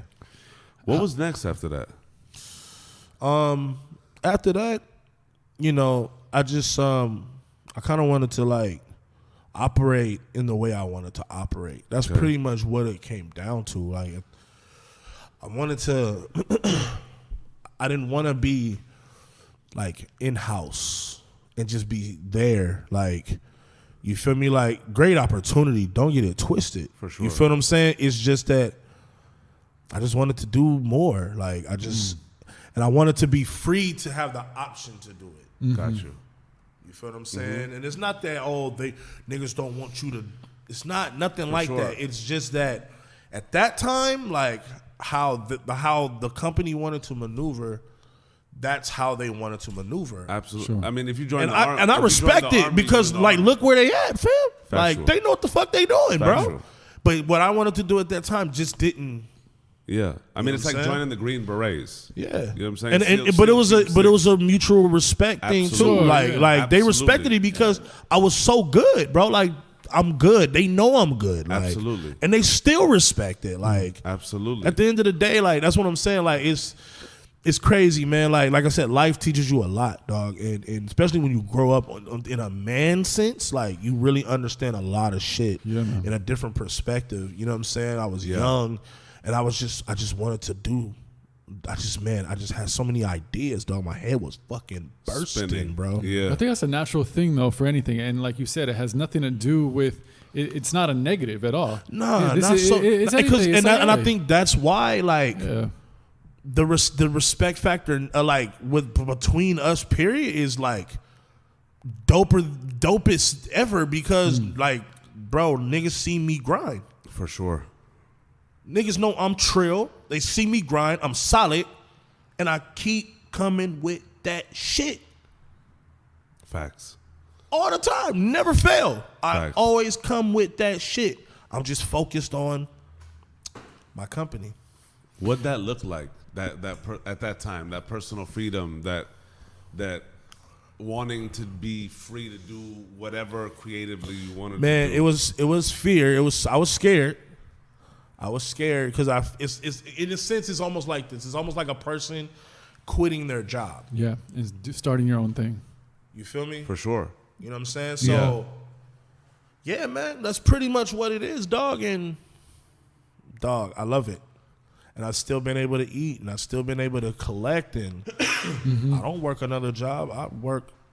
My job is music. That's how I make my money. Mm-hmm. Incredible. You feel me? So, yeah. Were there moments like, you know, you're on, and you're going down this road and killing it and staying focused, but can you talk about a moment or moments where you were basking in the fear or doubted yourself or had those moments are light. I don't have strings of those moments. Yeah. Those moments are like a day. Mm-hmm. Was there ever a quit?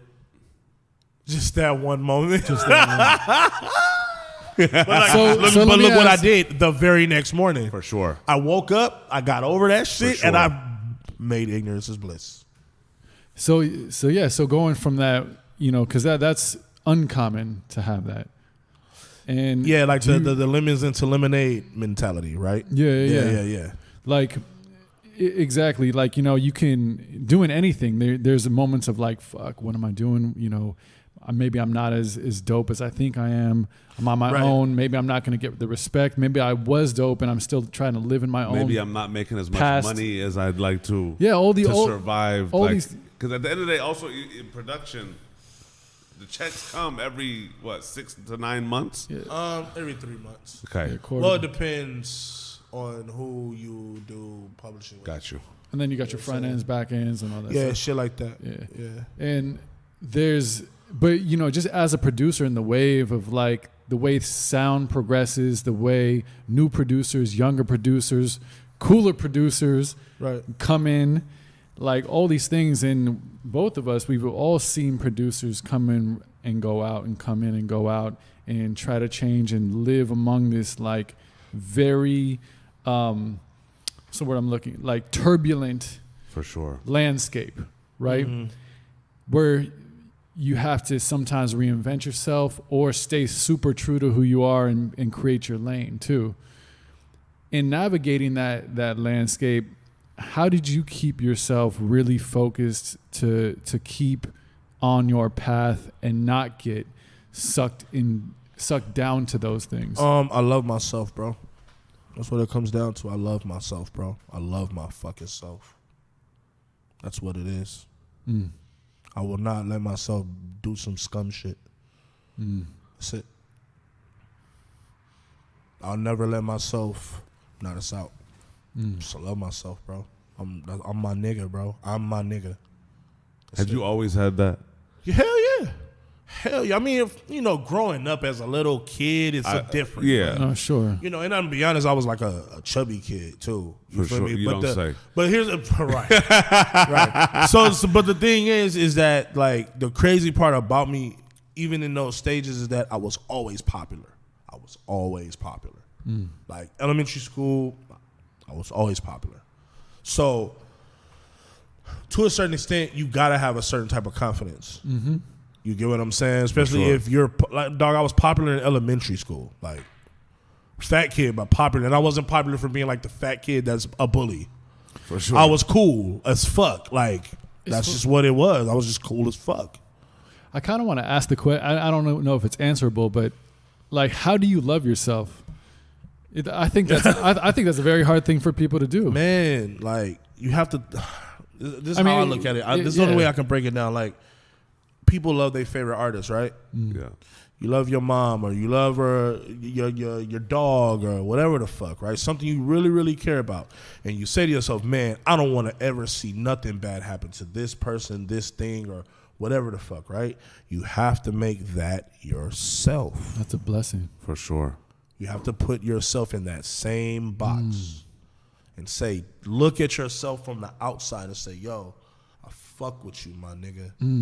At the end of the day, the only person, like you really gotta look matters, at it like that, dog. You have to look at yourself in two different people, dog. You can't look at yourself in one person all the You time. just gotta be able to look at yourself in the mirror. Yeah. And smile. But when you did, you have to interact with yourself like it's a real person to person conversation. Yeah. And tell yourself like, dog, you fucking up, bro. What the fuck is wrong with you, bro? For sure.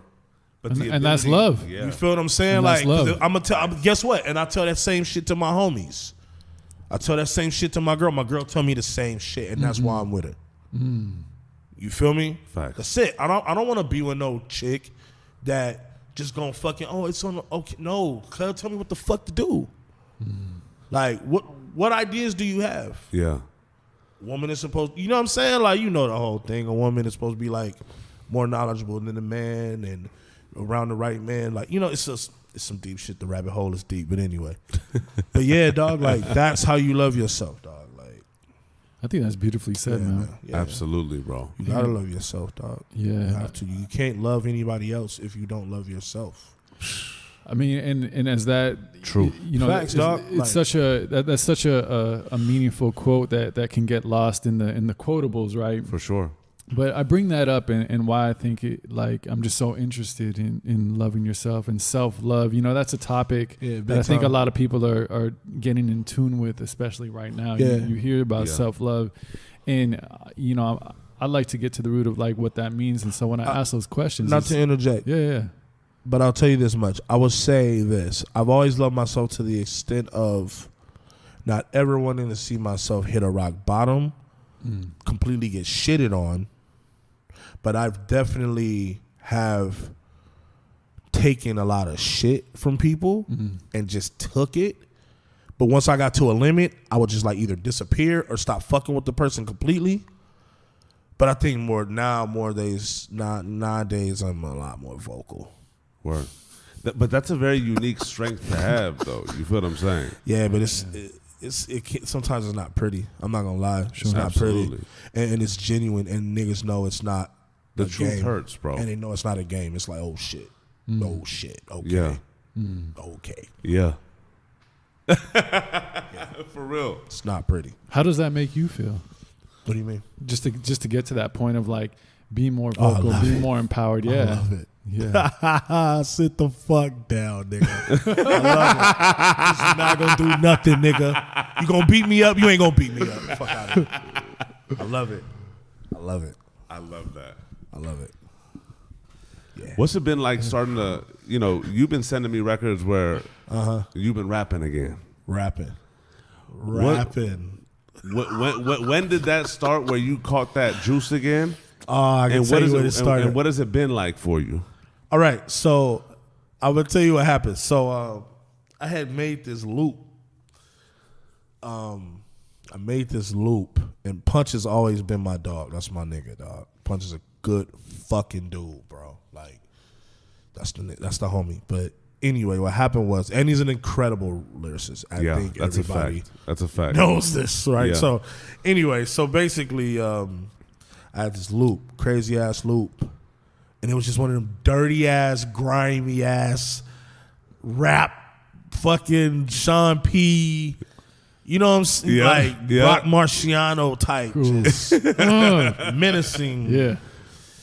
And I would always loved it, and I was like, man, dog, I want to rap to this. Fuck it. Like, bro, I had the loop for like, on some real shit, I had that loop for maybe like 2 years type shit. Wow. Just sitting around. And I'm like, man, but nobody ain't going to rap on this type of shit no more. Like, you feel me? So yeah, dog. So I was with my dog, Jay Anthony, and Jay Anthony was used to me coming in the studio, producing shit and all that. And he came to the studio, dog. Like, he was in the studio first. And I walked in, and I said, yo, I'm a rap, dog. I need you to load up something. And Jay Anthony was like, nigga, what? Just that. And I was like, dog, just trust me, dog. Just load it up. Right? So he loaded up. I wrote the verse. I was like, all right, I'm ready. Right? This was my first time in the booth in like 6 years, bro. In like 6 years. So I went in. Body bag. Body bag. Came out, J. Anthony was like, damn, nigga. I was like, yeah, that shit hard, huh? He was like, that shit fire. He was like, what you gonna do? And I was like, I don't know what I'm gonna do with it. It was just one of those. Yeah. Like, Just got to get it I out. just wanted to, bro. Yeah. It was a verse and a hook. That's it. So I sent it to Il Camille, and I was like, Camille, I'm back. And she was like, what you mean? And I sent it, and she was like, nigga. I was like, yo, you think I should send it to Punch? And she was like, hell yeah. Crazy. So I sent it to Punch. Punch was like, boy, this is crazy. Wow. And so he was like, let me have the record. I was like, all right, whatever. I ain't tripping. It's Punch. Cool, you can have it, dog. I ain't tripping, bro. Yeah. and it's his type of shit. He rap over that type of shit. So Punch did the record. He had the record for a minute. He was doing some things with the record. He wasn't really tripping, whatever. So what happened was he ended up asking me, okay, you know what? I'm going to just put you back on the song. Like, you do the first verse, hook, and then he do the second verse, and he kind of does his rendition of the hook that I did on that, right? Okay. Mm-hmm.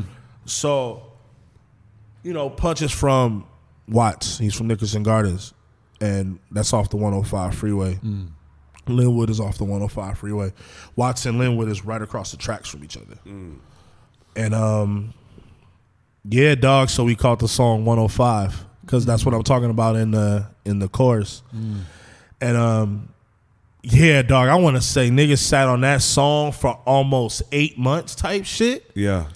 Because Punch was just one of these people where it's like he did at this time he was like, I just like to record records because I like to rap. Yeah. And I don't know if I'm gonna put it out. I might not. Punch was getting it. He was everywhere. You know what I'm saying? For sure. He's Punch. He's fucking Punch, bro. Absolutely. So yeah, dog. So I hit him randomly one day and I said, Punch, niggas need to hear this shit, dog. Because I was just listening to it randomly one day and it gave me chills. And I was like, dog, this shit is fucking crazy, bro. Niggas need to hear this shit. Yeah. And he was like, yeah, you might be right. And he's just one of them niggas that'll say something real quick and he ain't finna talk to you again for the text, right? So a couple of days later, I wake up, fucking Top Dog dropped the song from the TDE SoundCloud. Wow. And I was like, and Top was like, oh, I told Punch that he needed to drop this record months ago. I was like, that shit is what's up right there. And that shit went kind of dumb, like on some like low key, like yeah. It was kind of cool, like, Yeah. and I think it made niggas be like, what the fuck? Yeah. But at the time, he put it as Willie B though, because I wasn't an artist. So the artist is Ichiban Don. Ichiban Don is the rapper. He's the person that says all of Willie B's thoughts. I love He's that. He's Talk Willie to B's. Tell me more about the Ichiban Ichiban Don. dog. Have you seen? Okay, have you seen? This is exactly what it is. Have you ever seen Key and Peele, where they do the fucking Obama interpreter? Absolutely. Yeah, it's the best. Ichiban Don is the Obama interpreter. I love it. Willie B is Obama. I love it. Classy. I love it. Keeps the peace. Yep. Ichiban Don is going to tell you what that really means. I love it. The Ichiban Don loves Willie B. Ichiban more Don than Willie B doesn't loves get himself. facts. That way. Facts. He love that nigga because he's such a good person. That's incredible. And Ichiban Don don't give a fuck. I love that. He's big, fat. He will beat you up, and he'll still smoke a blunt. Cool. He'll give to the community. Solid nigga. I love gangsta that. ass nigga. I love and that. the gangsters fuck with him. That's incredible. That's incredible. Just a well-rounded Yeah. dude. No pun intended. I wanna Good job with the puns, bro. where you see it going right now? What's your creative I see it going juice to right the now? fucking top. I love that. Where's your creative space at right now? Because I feel like it's on a high, right? In terms of It's in another universe. yeah. It's somewhere I've never bro. The shit that I'm pumping out, it's like I feel like I'm over traveling here through doing realms some I've never records, been traveling through before, Sending bro. me Amazing. little links to the audios, bro. I had to run it back. He said, the Ichiban Don actually sent me these records. Right. He took his phone and made it Exactly. happen. That's what happened. Yeah, because Willie B would have held on to those Yeah, records. But Yeah. Willie was actually holding the phone, but Ichiban's hands was Yeah, that's what happened. Yeah. and literally he sent me like 3 records. Yeah. And the first one I was like, what the fuck is that? Sounds like okay.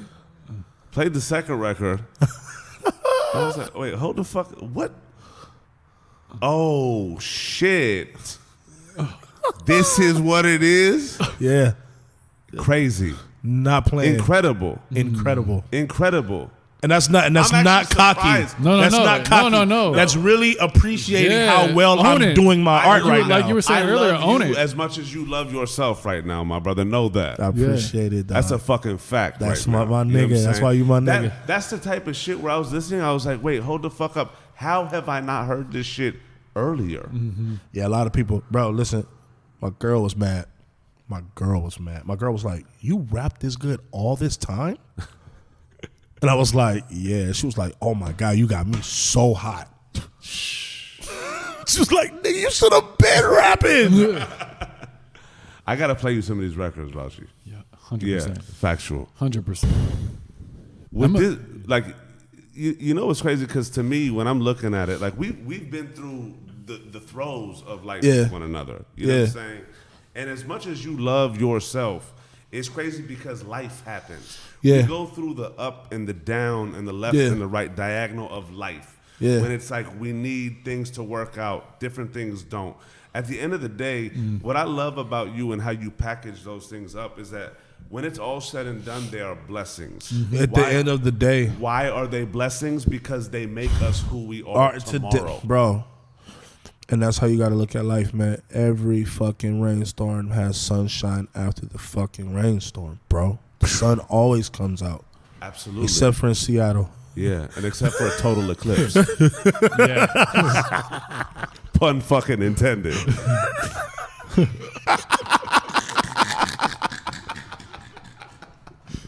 Facts. You feel me? Or being in this headspace right now, because it's crazy because it's not like you dropping records left and right now. But when you cooking up as a fan and as a friend, right? I want to know, A, how you feeling creatively, right? And what the unleashing of the Ichiban Don has done for that creative lion within. Oh, man. And then B, that's exactly what it did. It brought a lion. It brought a lion out. Yeah, I know what the fuck going on. Bro, listen to look at the name, bro. I feel Look you. at the name, bro. The name means number one, the best, dog. Love it. If I'm gonna own a name like that, I'ma kill niggas, dog. Absolutely. That's what it is. You should. You're my friends, but you gotta go. I love that.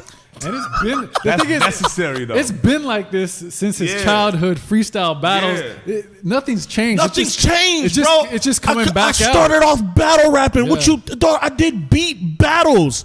I go for niggas' necks, bro. Why do you think me and Daylight are so tight? And what's worse is I really feel he's the best rapper in the world. So if I don't even feel like rapping, I'm just gonna give my dopest shit to him. What a space to be in. Crazy dog. space. That's it. You know what I mean? That's literally a what a time. That's definitely what a time. You feel me? Then I got friends like Cole. Like, come on, dog. Punch. Come on. Dog. What are you yearning for at this moment? And I'm yearning to take care of my family, bro. For the rest of, as long as after I die, I want to create generational wealth, bro. Absolutely. That's what I yearn for. Is that a new space for you? It's been in a new space for a while. Okay. Yeah, it's been in a new space for a while. Like, I've grown up a lot. Yeah. Incredible. You know what I'm saying? So yeah. Yeah, dog. That's really what it is. That's what it is. That progress we spoke about. Yeah. You know what I'm saying? Yeah. I just want to take care of my family forever. That's it. That's it. Incredible. I can't wait till you bless the culture. Man, I'm gonna bless my city as well. I love that. Yeah, I want to do a lot with your artist self. Yeah, with the Ichiban Don, with the speaker. Yeah, the speaker. Yeah, the spokesman. Literally, we need to go to Walmart in Linwood and blast it on the speakers in there in the electronics department and get it fucking popping. You know what I'm saying? Bring it back full circle on motherfuckers. That's one time. Hilarious, dog. You feel me? That's hilarious. Yeah, man. But that's the headspace I'm in, brothers. I love that. I want to know this because I want to kind of have a feeling of the Ichiban in person. When you look at yourself in the mirror right now, I'm not even going to say what would you say to your younger self right now. I want to say in this motherfucking moment, right? If you're looking at yourself in the mirror, if this is a mirror right here, right? What you telling yourself? Right now? Yeah. Damn. I'm telling myself, pretty good. pretty good. You goddamn right. That's it. That's all I'm telling myself. I'm not finna say, nigga, you the illest. Nah, none of that. Is pretty good. Yeah. Keep going. With the silent Keep wait, going. with the silent wait and see, huh? With the wink. Yeah. The wink is a wait. It's pretty good with the wink. Yeah. You know what I mean? Are you doing your thing, bro? Pretty good. We keep coming. going. I like Keep that. going, bro. Yeah. That's I what's love up. Like He that. said pretty good. Yeah. I see you, my nigga. Yeah. That's what's up. Love. Love. Yeah, that's what it That is. must be a refreshing place to be in, man. It's incredible, dog. Yeah. Yeah, it's incredible, dog. It's a very therapeutic place to be. Mm-hmm. Yeah, yeah, man. It feels really good. I love it. Yeah, yeah. Look, I want to tell you this. I'm super happy for you because of the mental space you're in right now. Yeah, spiritual Right? space as Like, well. literally, I'm over. Yeah. Yeah, Just overall life space, human being space, right? Yeah. It's crazy because I'm really in touch with myself, dog. I That's love what it. it is, man. I seen a quote from what's his name, man? The fucking sick ass singer from England, dog. Fucking stay with me, oh stay with Sam me. Smith? Yeah, him. Yeah. Crazy ass singer, Sure. Yeah. Yeah. Yeah. right? Yeah. So he said.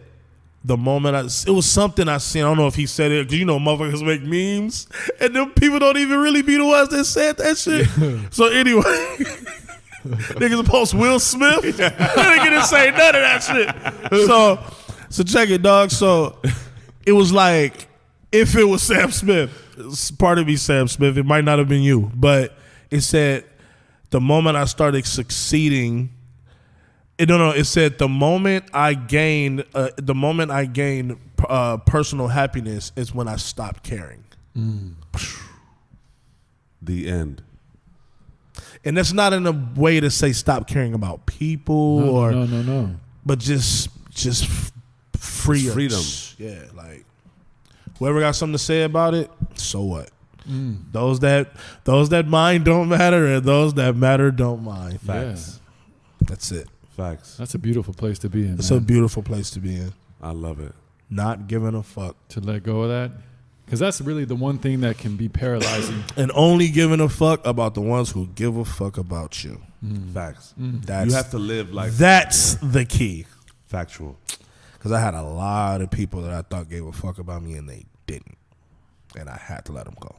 Yeah. And you've been down the road long enough to know that. Yeah. I know what trill is. I understand what trill is now. Incredible. Incredible, my Yeah. brother. So many phony ass niggas. For sure. So many That's phony life. ass niggas, bro. It's life. You feel me? And it's like I said earlier, that's what they gonna be. It's just what it is. I gotta move a different way though. For sure. That's it. And yeah, lost a lot of friendships, bro. And it hurt at the time, more so bothered. For sure. Because it was like, damn, dog, I wasted my time being this person's friend, bro. Yeah. Like, fuck, bro. Like, this shit sucks. Yeah. But it brings value to friendships in general. Yeah. When you know what you want and what you deserve, and you let go of what's not giving you that, it opens up the space. You see it when it comes down, when some real shit go down, that's when you really know. That's when Facts. you'll find out. Facts. And I've been through certain real shit, and the people that's in my life, they're there for a reason. Yep. That's it. They did real shit. Absolutely. When it was time to come through, they came through. Because I always come through for my people. Love. Always.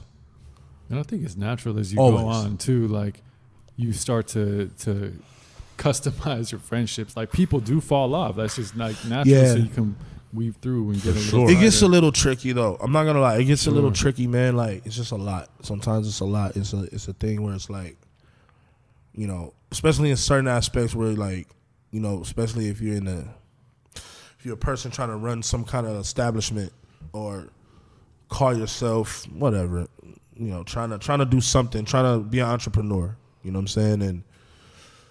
And you try to put yourself mentally on that level of businessmen that are successful. You know what I'm saying? And they move in certain ways, and the ways that they move are the right ways because it's been proven to you, and they're giving you the game of how to get You get what I'm saying? And, For sure. And sometimes some friends don't understand that you got to make certain moves that you got to make, and sometimes those plans don't include them. And that's just what it got to be. And it's not that I don't love you as a friend, but I can't mix the two if it doesn't make sense. For sure. For sure. You feel me? So it gets tricky in that aspect as well. Yeah. Because your heart really wants to do it. Absolutely. Yeah. That's what sucks. Absolutely. Your heart really wants to do it, but professionally, it doesn't make sense. Your heart and your mind have to be aligned. Yeah. And, professionally, it doesn't make sense. So, yeah, man. I deal with that a lot, too. I'm proud of you, my brother. Yeah, man. Yeah. Know that. Crazy. Yeah. I appreciate it, man. I'm proud of you. Love you. We both love, my nigga. Absolutely. For real. Like Thank real you, shit, man. because we both seen each other go through a lot of shit. Yeah. You feel me? And God is good. Absolutely. You feel me? Straight Absolutely. up. Straight up. What man. can people look out for that's coming up in your world, and where can people find you? People can find me on IG. People can find me on Twitter, Facebook sometimes. What's the I handle? don't really. Only got on Facebook because I just you know what, I need to start being more interactive on feel Facebook you. because it's a good platform For to be sure. on. You know what I'm saying? But I'm more IG. I'm more Twitter, especially What's the Twitter. handles on IG and Twitter? Ichiban Don. Ichiban Don. He's out there. Ichiban Don. He's out the there. Dandada. Yeah. I love it. ICHIBANDON. Yep. My brother, He's coming. It's been a fucking honor. Yeah, man, Thank this you, has been fam. incredible. And Shout out to Larry David. I just Oh, want to for say real. shout out to Larry Oh, David. for real. Shout out to I Larry. watched. I've been in a Curb Your Enthusiasm fan for the past 3 years, Facts. but heavily for the past year, heavily. And then I turned into a Larry David fan. Yeah, he's fucking incredible. He's an incredible person, and I want to meet him. I really want to meet him. And basically, I watched one of these Times interviews on him last night, and it just showed just seeing him talking, just where his brain, bro. He's a genius, bro. He's a No genius, question. dog. No He's- question. And it's I told my girl, I was like, man, I hate that I caught on to him so late. I feel you. I wish I knew about Larry David when Seinfeld first started. You get what I'm saying? That's another thing I'm into. It's crazy, bro. Seinfeld, my parents and all the adults used to watch Seinfeld all the time. Yeah. And I was late to the game. But once Exactly. I What started you gotta- watching Seinfeld, But you had to It's get just older. You had to get older. You had to get older. Yeah, exactly. Yeah, you had to get older. to understand. Yeah, it. because that And shit it's is a show about hilarious. nothing. Yeah. That shit is guts. It is Facts. the most simplest, normal Facts. shit. Yeah. Bro. The most Bruh. baseline humanity in Fact. an everyday scope. Yep. Yeah. Yep. And just hits you. I love comedy. Comedy is Yeah. my second favorite thing I love it. after music, bro. I love it. Comedy, bro. I love it. Yeah. We gotta go do stand up one day on some fucking shit. Dog, I want to write a comedy show eventually. Incredible. Yeah. Awesome. Incredible. Because I know some funny ass niggas, bro. love That's that. just what it is. Yeah. I love that. Yeah. Yeah, man. But thank you guys for having me. I love No, you, my thank brother. you for sharing your story, Word. man. Word. It's For been, real. It's No been problem. great. No problem, man. Folks, these are your two favorite uncles signing out. And look, I'm just going to leave it at this. If I could say 2 words before we end off, love yourself. Facts.